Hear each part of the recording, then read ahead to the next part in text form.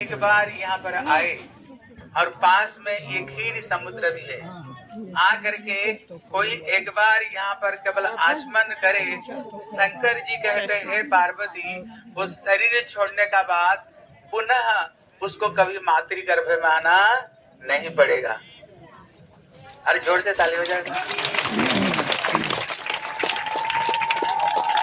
इसलिए लगता है हम लोग गुरु वैष्णव कृपा में यहाँ पर आए हैं। मुझे लगता है फिर लगता है संसार में हमें आना नहीं पड़ेगा। शंकर जी दूसरे श्लोक में कहते हैं, बोले हे पार्वती, ये जो काम्य बने हैं इसका एक अर्थ होता है सारे कामना वासना को जो पूरी करते हैं। इसलिए पास में भी कामेश्वर महादेव भी पास में है। इसलिए शंकर जी कहते हैं, हे पार्वती, अगर ये स्थान पर कोई आए कहते उसके जीवन में जितने सारे कामना वासना है, सारे कामना वासना भी जीवन में पूरी हो जाएगी। सारे कामना वासना भी पूरी हो जाएगी। अब ये प्रश्न होता है, अभी हमारी कामना है क्या चीज है? साधारण लोग तो यहाँ पर आते हैं ये सांसारिक की कामना वासना को पूरी करने के लिए। प्राय तो कामेश्वर महादेव में जिनकी जगत का कोई इच्छा पूरी नहीं होता है, लेकिन उनको अभिषेक करने से उनको जगत का सारी इच्छा पूरी हो जाता है। लेकिन प्रश्न है फिर हम लोग यहाँ पर किया है, हम हमको कौन कामना वासना चाहिए। इसलिए भागवत में बताया कैवल ऐक्यम प्रयोजनम। कहते भागवत का हमारा जीवन का इच्छा क्या है? बोले केवल एक है। बोले वो केवल एक क्या है? बोले श्री चैतन्य महाप्रभु का अनुगत्य में है, श्री गुरु वैष्णव के अनुगत्य में, श्री चैतन्य महाप्रभु की धारा में हमें किसी प्रेम की चाहिए। महाप्रभु जो ब्रह्मा का एक दिन में जो एक बार आ करके वो अनर्पित चरे चिराज करुणयावतीर्ण कलो समर्पित उन्नत उज्ज्वल रसांग स्वभक्ति प्रिय। जो महाप्रभु ब्रह्मा के एक बार यहाँ पर आ करके, जिसको प्रेमानंद ठाकुर कहते हैं, ब्रह्मा वीरे चेर वांछित जे प्रेम जगते फैलील ढाले कंगाले पाइया खाइल नाचिया बाजाइया करताले हे मन गौरवी नाही आर। इसलिए कहते हैं ब्रह्मा शंकर उद्धव नारद भी जिस प्रेम के लिए वो भी तरसते हैं। कहते श्री महाप्रभु की अनुगत्य में, प्रभु पाद की धारा में एक बार आकर के एक बार कोई बोले श्री सच्चिदानंद गौर हरि की। अगर महाप्रभु की धारा में अभिषिक्त होकर के हरे कृष्णा कृष्णा कृष्णा हरे हरे, हरे राम राम राम हरे हरे, बस इतना बोलते ही वो दुर्लभ जो ब्रज प्रेम है वो अपनी स्वतः प्राप्त हो जाएगी। इसलिए हमारे केवल यही कामना चाहिए और किसी कामना लेकर के हम यहाँ नहीं आए हैं। इसलिए ये स्थान का नाम काम्य बने हैं। लेकिन जो काम्य बने हैं तो अपराकृत जो काम है तो क्या है? बोले गोपियों को जो कृष्ण का प्रति जो कामना है यही काम्य। बोले गोपियों को जो प्रेम ही यही असली काम है। केवल हमारी यही कामना हमारी पूरी हो, इसी भावना को लेकर के हम लोग आए। अभी हम लोग जहाँ पर गए हैं, ये जो स्थान है ये कृष्ण का ननिहाल है। ये कृष्ण का माता जी के स्थान, मैया जसोदा का जन्म स्थान यही है। इसलिए ये जो कृष्ण भी यहाँ पर पौगंड लीला भी कृष्ण सखाओं को साथ में आकर के यहीं पर गोचारण करते थे। यहीं पर ब्रज गोपियों को साथ में कृष्ण बड़े मधुर मधुर लीला करते थे। इसलिए आप लोग भागवत कथा में सुने होंगे, जिस समय कृष्ण अघासुर को वध करने का बाद जहाँ पर कृष्ण सखाओं को साथ में बैठ करके बड़े सुंदर वर्णन आता है। कुछ पत्ते में अपना भोजन को लेकर के, कभी पत्थर को ऊपर में भोजन को लेकर के वो भोजन करते थे। भागवत में ये लीला आती है। यहीं पर कृष्ण सखाओं को साथ में भोजन करते थे। आप लोग देखे होंगे पत्थर को ऊपर में स्वाभाविक रूप में यहाँ पर कटोरी और थाली अपने आप बना हुआ है। यहीं पर सखाओं को साथ में बैठ करके क्या क्या करते थे। कभी कभी सखाओं ने कभी जैसे पकोड़े लाते थे, पकोड़ों के अंदर जैसे बैगन नहीं तो उसमें के अंदर से निकाल दिया और उसको अंदर में जो नीम पत्ते को उसमें भर देते थे। बोले मधुमंगल मेरी मैया तो बड़ी सुंदर पकोड़ा भेजा है। बोले अरे तू अकेले खाओगे, मेरे को नहीं दोगे? बात जब उन्होंने बोला तेरे को कैसे नहीं दूंगा, लो। जब वो खाने लगते थे उसका अंदर में क्या भरा हुआ है? नीम की पत्ता भरा हुआ, इतने कड़ुआ। बोले तुम ब्राह्मण को साथ में धोखे दिए, अपना जनेऊ निकालते हैं तो अभी तेरे को मैं अभिशाप देता हूँ, अभिशाप देता हूँ। इसलिए तरह तरह से यहीं पर सखाओं को साथ में लीला करते समय, गैया बछड़े चराते समय एक राक्षस था जिसका नाम था भौमासुर। उसने कृष्ण का सखाओं को रूप धारण किया और धारण करते हुए एक एक सखाओं को लेकर के वहां पर भौमासुर की गुफा भी आप लोग देखे होंगे, अभी भी वो गुफा है। एक एक बच्चों को लेकर रख लेता था और वहां पर पत्थर की ढकल लगाता था। कृष्ण ने देखा मेरी सखा लोग एक एक करके कहाँ गायब होते जा रहे हैं। इतने में देखा ये दैत्य ने एक एक सखाओं को लेकर के वो गुफा में बंद कर रहा है। इतने में कृष्ण ने वो राक्षसों को वहीं पर पकड़ करके जब मारने जा रहे थे उसी समय में ये पृथ्वी कपना शुरू आरंभ हुआ। इतने में श्री बलदेव प्रभु का यहाँ पर चरण चिन्ह है, जहाँ पर श्री बलदेव प्रभु वो संधिनी शक्ति के अधिष्ठात्री देवता, जहाँ पर उन्होंने पैर में ये पृथ्वी को धारण किया तो कृष्ण ने भौमासुर को उन्होंने भी यहीं पर वध किया है। इसलिए श्रील भक्तिविनोद ठाकुर कहते हैं ये भौमासुर कौन है? कहते भौमासुर वो है तो भगवान को निराकार और निर्विशेष और भगवान का रूप नहीं, गुण नहीं, लीला नहीं, वो तो निराकार निर्विशेष है। इसलिए भगवान मानो उसको यहीं पर भगवान ने उसको वध किया है? इसलिए हमारे भागवत में आता है ना, आरुच कृष्णेन परम पद ततो पतंति अध दुस्मद अंग्रय। जो भगवान की चरण कमल को अनादर करते हुए, कठोर परिश्रम करते हुए, अहम ब्रह्मास्मि तत्त्वमसि सर्वम खलु इदं ब्रह्म, जो लोग भगवान को निराकार निर्विशेष मान करके बड़े उच्च पद को प्राप्त करने पर भी भगवान की चरण को अनादर करने का वजह से उनको वहां से पतन होता है। लेकिन देवता लोग कहते हैं, लेकिन जो भगवान की चरण कमल को आश्रय करते हुए भगवान की भजन करते हैं, ये भवसागर को जैसे गैया की खूर से जितना पानी जमा होता है, जैसे आसानी से हम पार कर देते हैं, जीव आसानी से ही भवसागर को पार हो जाते हैं। इसलिए भगवान यहाँ पर उनने यही राक्षसों को यहीं पर वध किया। और यहाँ पर प्राय करके कृष्ण की बड़ी सुंदर सुंदर लीला हुई है। यहीं पर जब कृष्ण आए थे, हम लोग उसका आस पास में जाएंगे, एक दिन सब गोपियां आई थी दूध दही बेचने के लिए। कृष्ण ने सखाओं को, गोपियों को कहा, तुमको पता है मैं कौन हूँ? बोले कौन हो? बोले मैं वही सत्य युग में नारायण था जिनके नाभि कमल से स्वयं ब्रह्मा जी प्रकट हुए, और मैंने ही विश्व ब्रह्मांड को सृष्टि की, और मैंने ही रामावतार में आकर के ये समुद्र के ऊपर सेतु बांधा, और रामावतार में मैंने रावण को मैंने वध किया, मैं ही सब कुछ हूँ। बोले कन्हैया तेरा ठीक हाँकना तेरा स्वभाव है।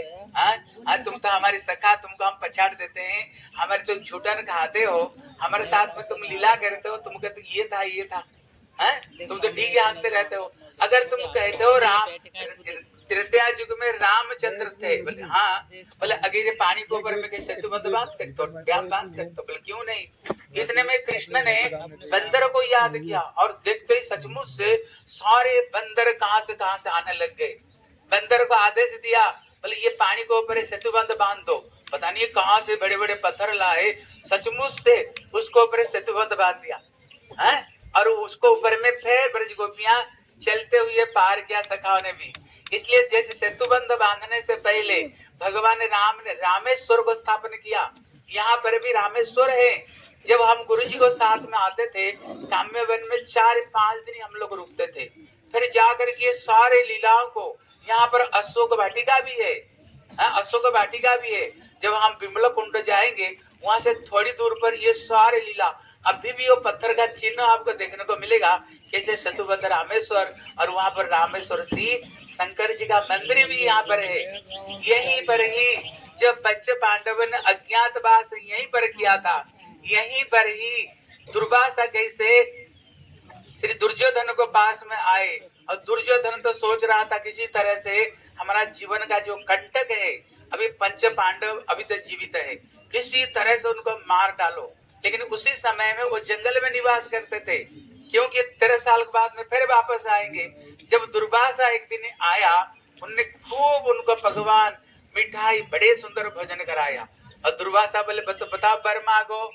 बोले अगर आप हमको वर देना चाहते हो, हमारे भाई लोग भी इसी काम्य वन में निवास कर रहे हैं, एक बार आप उनको पास में जाकर के उनको भी कृपा करो, जैसे हमारे ऊपर आपने कृपा की है। लेकिन दुर्योधन को पता था, द्रौपदी को पास में सूर्य देवता ने एक पात्र दिया था जिसका नाम था अक्षय पात्र।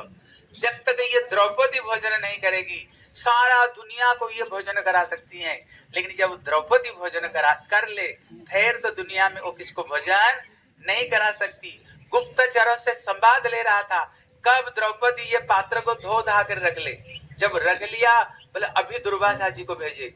और दुर्वासा तो 10,000 शिष्यों को लेकर के इसी काम्य वन में पहुंचे। जब पहुंचे, इतने में युधिष्ठिर महाराज देखकर कांप उठे, ये दुर्वासा नहीं, साक्षात ये शंकर जी के अवतार है। इनकी मुंह में ही ये अभिशाप और वरदान दोनों रहता है। अभी सोच रहे हैं, अभी यहाँ तो कोई राजकोष है ही नहीं जो कि उनको भोजन कराते। भीम को भेजा, द्रौपदी को पूछो क्या भोजन उसने कर चुकी है। द्रौपदी बोली तुम लोग को सबसे पहले मैंने तुम लोगों को भोजन करा के उसको बाद में मैंने भोजन करके पात्र को धो धा कर रख दिया। बोले द्रौपदी लगता है आज जीवन का अंतिम दिन है। इतने में युधिष्ठिर महाराज जब पता चला तो उन्होंने बोले जाओ आप ये विमला कुंड में स्नान करके आओ, हम आपकी भोजन की व्यवस्था कर रहे हैं। इतने में पंच पांडव द्रौपदी को साथ में बैठ गए।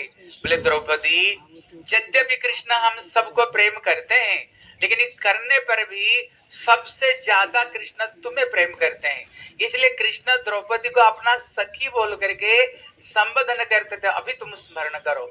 इतने में द्रौपदी बैठ करके आंखों के आंसुओं को बहाते हुए अपना हृदय से भगवान कृष्ण को बुलाए, हे श्याम सुंदर, हे पतित बाबर, हे दीन बंधु, हे भक्तों को त्राण करने वाले, मैं तो कभी अपना लिए चिंता करती नहीं, अभी तेरे भक्तों के ऊपर में, पांडवों के ऊपर में अभी घोर विपत्ति आई, अभी तुम रक्षा करो। कृष्ण कहाँ थे?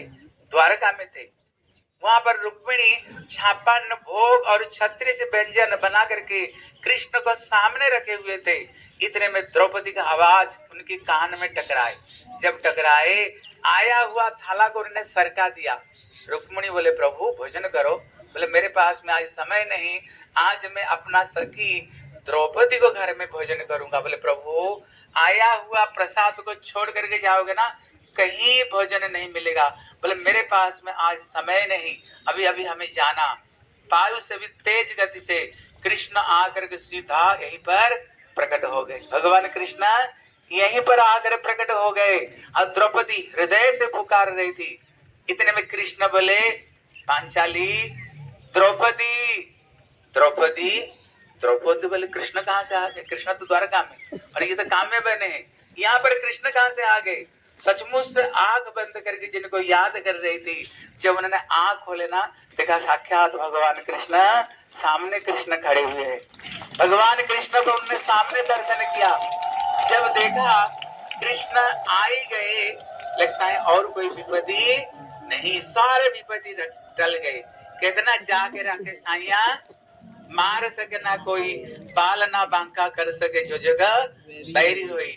इतने में कृष्ण बोले द्रौपदी मेरे को बड़े भूख लग रहा है, मैंने भोजन छोड़ करके आया हूँ, कुछ भोजन करा। बोले प्रभु दुर्वासा 10,000 शिष्यों को लेकर के आए हैं, इसलिए आपको पता जब तक मैं भोजन नहीं करती हूँ ये विश्व ब्रह्मांड को भोजन करा लेती हूँ। बोले द्रौपदी भूख लग रहा है, पहले खिलाओ, पात्र को लाओ, भगवान की माया है। वहां पर एक अन्न की दाना था।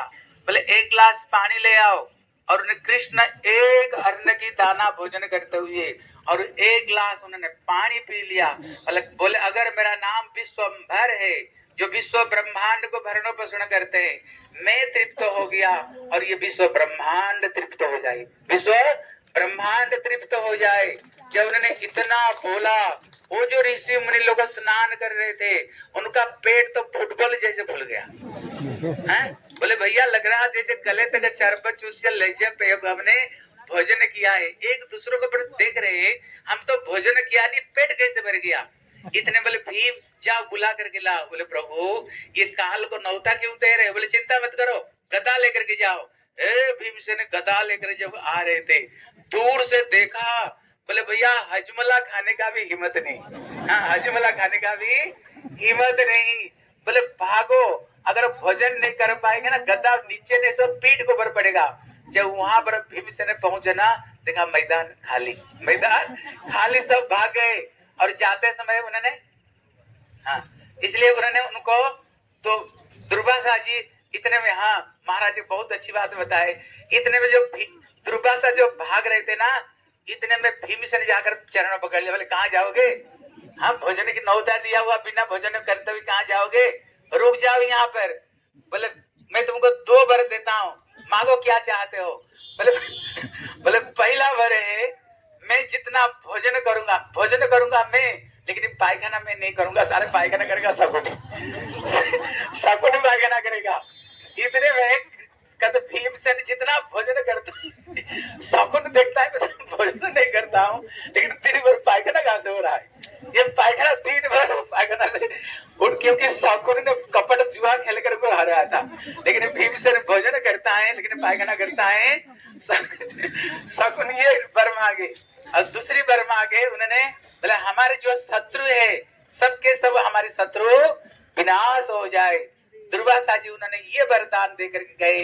इसलिए जितने सब लीला स्थली और बहुत सारे लीला स्थली है ये यही काम्य बने हैं जहाँ पर भगवान की मधुर से मधुर बाल्य उनकी पौगंड माधुर्य सारे लीला कृष्ण इसी काम्य वन में किए। हम लोग गुरु वैष्णव के अनुगत्य में ये काम्य वन में आए हैं, इसलिए हम लोग यही कामना करते हैं।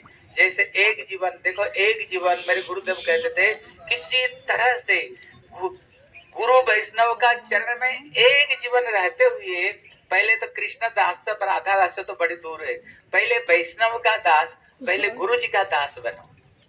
और किसी तरह से जो भक्ति में आए, गुरुदेव कहते थे किसी तरह से जितने बाधा विपत्ति आने पर भी कभी हम जीवन में गुरु वैष्णव का चरण को नहीं छोड़ेंगे।